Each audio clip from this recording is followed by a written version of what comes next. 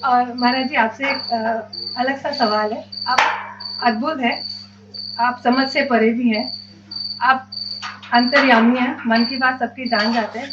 आजकल की दुनिया में सबके ज़िंदगी में बहुत द्वंद चल रहा है, बहुत कुछ सोचते हैं। यहाँ बैठे भी बहुत लोग, बहुत कुछ चल रहा होगा मन में। वो शोर जो आपको मिलता है, उसको आप कैसे कंट्रोल करते हैं?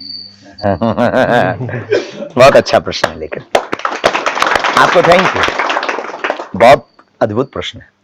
बहुत से लोगों ने हमसे ये सवाल किया कि आप अपने आप को कंट्रोल कैसे करते हैं।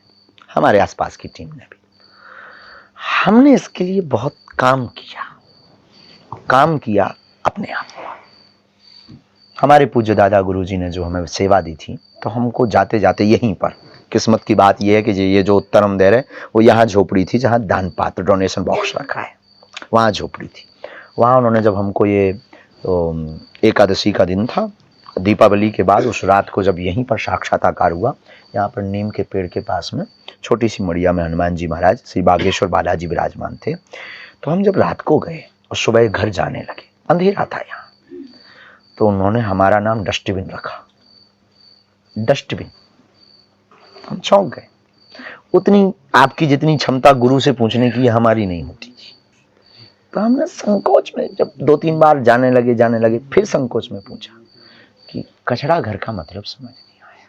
तब उन्होंने मुस्कुराकर बड़ी प्यारी बात बोली। बोले, बेटे, अब जो काम तुम करने जा रहे हो उसमें कोई पुष्प चढ़ाएगा, कोई माला देगा, कोई कपड़े लाएगा, किसी के काम सफल होंगे मोटी गड्डी लाएगा, कोई सोना चढ़ाएगा, कोई अपने आप को भी चढ़ा देगा, लेकिन कोई गाली भी चढ़ाएगा। तो जिस प्रकार मुस्कुराकर तुम कपड़ा, सोना, पुष्प और व्यक्ति को स्वीकार करना, मुस्कुराकर गाली को स्वीकार करना। तो वो बात हमारे मन मस्तिष्क में बैठ गई। पर ये सुनना और कहना सरल है, उतारना कठिन है। अब उस बात पे आते हैं।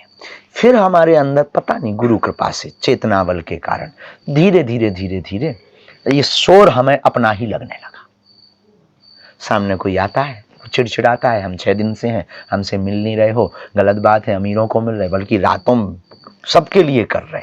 कोई हमारी नजर में बड़ा छोटा है नहीं, पर वो उन्हें बोलना है, क्योंकि उन्हें चाहिए बोलने का मौका, उन्हें चाहिए ध्यान आकर्षण करने के तरीके।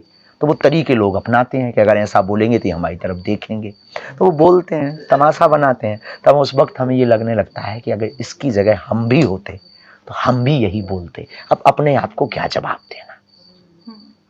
तो शोर को इंटर हम करने ही नहीं देते, इसलिए शायद हम बच जाते हैं। और अगर इंटर करें तो फिर आप भी नहीं बच पाएंगे और हम भी नहीं बच पाएंगे। और